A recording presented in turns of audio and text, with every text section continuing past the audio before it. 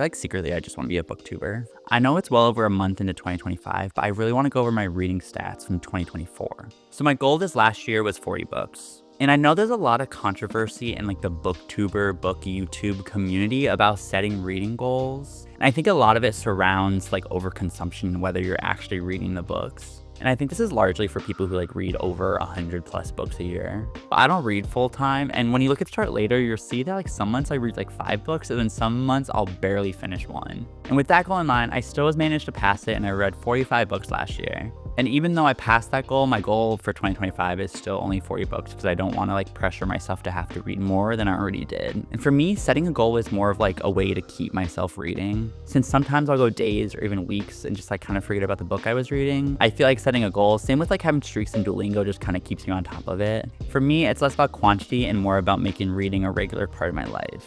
So first, I need to open Goodreads actually. Okay, so first we'll go over my Goodreads, my year in books. So I know there's a lot of other apps that give like more detailed information. I actually use those apps too. I use both Fable and Storygraph. I'm not as on them as Goodreads. I usually post my reviews on Goodreads, but I'll still add the books to the other ones just because I think having the stats at the end of the year is kind of fun, which is funny because I have a spreadsheet I use too that we'll get to in a minute. All right, so for Goodreads, I read 14,016 pages. And I read 45 books, like I said earlier. The shortest book I read was 104 pages, A Hex by Jenny Fagan. And then the longest book was The Shards, which was 595 pages by Bret Easton Ellis, which was actually the second time I read one of his books. The average book length I read was 311, which I think that adds up. The most shelved book I read was The Silent Patient, which I didn't love, honestly. I know a lot of people love it, and it's kind of like a very popular book, but I did not like it that much. Least shelved was a Robin and Batman comic. Very beautiful art style, I highly recommend. Average rating was 3.8. I'm a pretty high rater, I would say. It takes a lot for me to kind of give lower than a 3. And then the first book I read in 2024 was Tomorrow and Tomorrow and Tomorrow.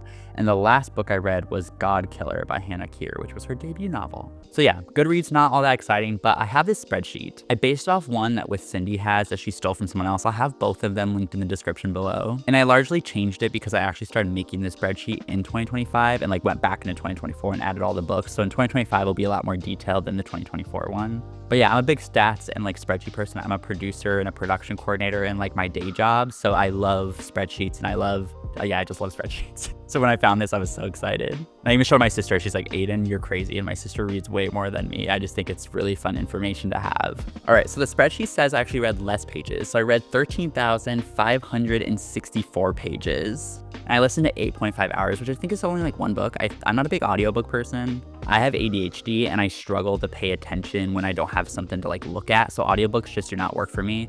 And I've tried the whole like listening to audiobook while reading, but then I want to read faster than audiobook. And then if I speed up the audiobook, it just like, it doesn't work for me. And I read 45 books, like I've already said, and I reread one book. So here's this chart that shows like the amount of books I read with the month. And as you can see from this chart, there are 2 months that you can kind of see where it peaks. These are the months where I'm largely unemployed. Since I'm a contractor / freelancer, sometimes I'll go like a month without working just in between contracts. And it's usually like the beginning of the year and the end of the year because I usually work in advertising, and in advertising, those are just kind of like the dead periods. Like there's stuff happening, but not enough for them to like have freelancers. So during those times, I usually read a whole lot because there's not a whole lot else for me to do. And I also go back to Michigan, which is where all my family is. And in Michigan, I live in the middle of nowhere and there's nothing to do, so I read a lot. And also my family are a bunch of readers too, so we're actually just like sit around and read. It's actually kind of cute. Like this past Christmas, I actually read like 4 books in the 2 weeks I was home. So as for like the medium, if that's the right word, of the kind, how I'm intaking the book, 71% was physical copies and 26% was ebooks.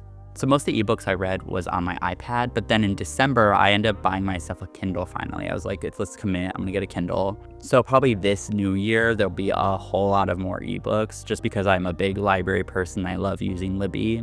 And I don't really ever see myself like purchasing ebooks. I think if I'm gonna purchase a book, I'm gonna purchase a physical copy of it. So 77% were adult fiction, which adds up. 20% were YA, and then I read 1 middle grade book. As for where I like read them from, this is kind of like all over the place. So 17 or about like 38% of the books I own. 30% were from Libby, so that's about 13 books. 7 of them were physical books I got from the library. 2 of them, or about 4%, were gifted to me like Christmas presents or just like gifted to me from a friend. And then I borrowed 6 of them, and those were largely either from friends in New York or when I was home and just taking books from my sister. The ones I take from my sister when I'm home are funny because she like refuses to let me bring them to New York with me, even though I'll like bring them back at some point. But she's like, no, they have to stay here. And what's funny is like she doesn't even live in Michigan anymore. She lives in the UK, but she has like basically a library in her bedroom. And she's like, no, you cannot take those with you. And I'm like, okay, it's fine. She'll come back at some point for them, but it's just silly to me. And as for like the series stats, 68% of them were standalones, just like by themselves. And then 31% of them, or 14 books, were part of a series. I'm not a huge series person. I just don't like committing to something that long. But this year I definitely am. Like I've already read 6 books in 2025. And like I want to say 3 of those are part of a series or like the second book in a series. I'm going to get more into series probably this year. But last year I was kind of avoiding series till like about the end of the year. As for ratings, my thing says 3.8, which is the same that Goodreads said. 33% of them were 3 stars. 44% or 20 of them were 4 stars. I gave 9 books 5 stars, and then 1 book a 2-star. But for genres, I actually learned something new this year. I did not know magical realism was its own genre, and that there was a difference between magical realism and fantasy books. So magical realism basically is like, it's like our life, but then add magical elements. Like technically Percy Jackson is magical realism, not fantasy, even though it has like other worlds and stuff. Like fantasy, I think literally needs to be like a whole new world, I think. And I think it's like kind of a loose genre. It can kind of be whatever you want to be. Like you can call it Percy Jackson fantasy and it still technically is fantasy, but I think it's also magical realism. So that was a fun thing to learn. And I think I learned I'm a big fan of magical realism. So my largest genres were contemporary with 17%, fantasy with 15%, horror at 8%, and actually magical realism at 13%. And then I read about 5 graphic novels too. The smallest ones I read one mystery, 1 nonfiction, 1 poetry, 1 romance, and 1 sci-fi. I definitely want to grow the amount of sci-fis and nonfictions I read this year, because I'm not a massive sci-fi fan, which is funny because I do like science. I think it's just like kind of like how I kind of sway away from like large fantasy books is I think just like the world building is a lot sometimes, and I sometimes don't want to jump into that. But for author identities, it was largely men, unfortunately, and then also largely white, which I'm hoping this year I can skew that more a different direction. As for author status, I read 11 debut novels, and so that is kind of a weird thing because some of them were just like the debut novels of the author. Like I read Stephen King for the first time, and I read Carrie, which is his debut novel, but like he's not a debut author. Like he has a lot of books out. It was just the first book I've read from him, and it happened to be Carrie. 60% of the authors I read were new to me, and then 15 or 7 of them were I've read one of their books before. So as for publication years, largely it was in 2022 and 2023, but it's also like kind of all over the place. And here's quickly all like the subgenres or just like another genre that I thought the book fit into. So while we're talking about books, I thought I could also go over my top 3 favorite books from last year, and then my least favorite book, and then 1 book that I thought was a massive miss. So in 2024, I actually loved a lot of the books I read. So this was kind of hard, but it's just kind of the ones that kind of like stuck with me the most. And the first one is Babel by R.F. Kuang, which I feel like I don't have to say a lot about this because this is already like largely talked about. It's a very popular book on Book Talk and just like in general. I think it's just beautifully written. It's kind of written like a dissertation with like footnotes and stuff, which I just love as like someone who used to be an academic. If you love like dark academia books, this like fits perfectly in it. And it's also like magical realism, which is right up my alley. But it is such a heartbreaking book. Like the end of this book will ruin you. I did cry. And it touches on like language and how powerful it is of a tool and how like language has been manipulated throughout history. And the magic system is really interesting and like almost feels real. It's about colonialism, language, the consequences of like inaction and protest. And I just think this is like kind of really relevant, especially in the way that America is going now. So yes, highly recommend, but I feel like everyone already knows what this book is. The other 2 books I don't own because I got them from the library. But the other one was The Familiar by Leigh Bardugo. So this is actually the first book I read by Leigh Bardugo. And I know she's like a very popular author. She wrote like the Grishaverse, which had its own like Netflix show for a hot minute. And it is a magical realism novel that takes place during the Spanish Inquisition. It's a tale about love and religion and what it means to want in a world that does not give easily. I really love the characters, and it intertwines like religion and magic and how the church is just so powerful and again, kind of relevant. So yeah, highly recommend The Familiar, especially if you're already a fan of Leigh Bardugo. I heard it's very different from her other novels and that some people don't like it because of that, but I loved it, and maybe I loved it because it was the first one I read by her. So the last book I read was a contemporary novel called Anyone's Ghost by August Thompson. It's actually his debut novel, which is very impressive. So it's a queer love story, but more similar to like Call Me By Your Name than like a cute little rom-com, because the characters are so self-destructive and you know the tragedy before it comes, and you just like watch it unravel and like start screaming in your head because like you know what's gonna happen. It's gut-wrenching and like so emotional. There's literally a siren going on right now. The characters' rage, sorrow, and anxiety feel so real, it's almost as if you're like experiencing them yourself. As someone who also really struggled with their sexual identity growing up just because of the town I lived in, this book like really hit home for me. The way it captures that kind of like stunted, confusing space where love and friendship kind of blur together is like gut-wrenching and so real. It's just so gut-wrenching, but I highly recommend. And it's also his debut novel, so I'm very excited to read other stuff that he writes. And he's also like not much older than me. All right, so for my least favorite book, and I want to preface that I'm not a massive nonfiction fan. I'm a big fan of memoirs, but like educational nonfiction or just like informational nonfiction, not a huge fan. So my issue with bad gays, are any of these gays actually bad?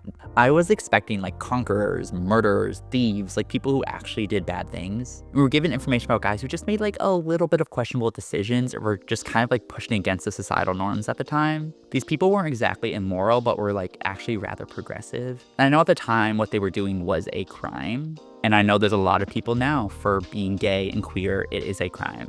But it was interesting the way that it was exploring how same-sex relationships were perceived by society over time. And that's something, as someone who doesn't know a whole lot about that, it was quite informational.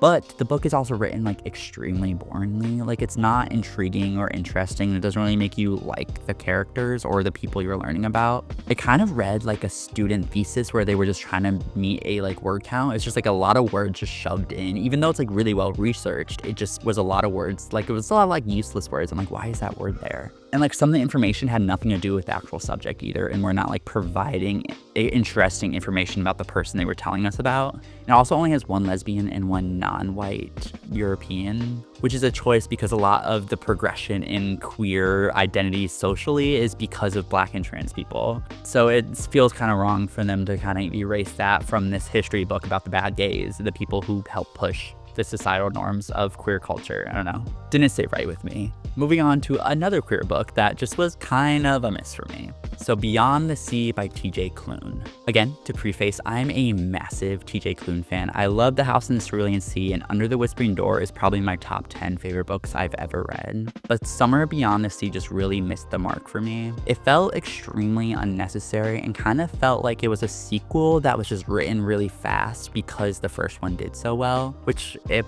maybe was, because I don't think TJ Klune was planning on this being a series when he originally wrote the first one. This book does prove that TJ Klune is a beautiful writer. He makes such lovable characters that you fall in love with so fast, even if they're only in the book for like half of it. And of course, I love having a queer author writing queer stories that aren't just about two people falling in love. Even with The House in the Cerulean Sea and Under the Whispering Door, this is not a queer love story. It is a story with queer characters finding like a found family, and I really love the found family trope. But unfortunately the plot is pretty bland, and it tries to set up these really high stakes that just like do not pay off in any satisfying way. I wish this book was more about the main character healing instead of like trying to kind of like solve this huge problem. And it's an extremely political novel, and it kind of tries to fit into the YA but is also adult at the same time. Like it doesn't know where it sits, and at times it handles like the political aspects pretty well, but then at times it's a little bit like too into your face because it's like repeated over and over again and just makes the plot feel like it's going around in circles. Like, oh, I've heard this 20 times in the past 20 pages. And I just like really dislike the ending. It felt way too convenient and undeserving even. And also like with the background of this book and the characters and like what inspired it, it does feel kind of like a white savior complex. Like two middle-aged white men saved the day. But I like the acknowledgements. He talks about like standing up for trans people, but also there's no trans characters in this book, or I don't think any of his books that I've read so far. So yeah, I think it just needed more time. I think this book just needed a lot more time, and I hope he does not make another one. But I'm still a TJ Klune fan. This one just did not sit right with me, and I don't think it's fully his fault. But maybe it is. He is the one who wrote it. So anyway, that's the end of this video. I would love to know what books you guys recommend for the new year. What if you read any of the books that I talked about today. So yeah, I will see you guys in the next one. Bye.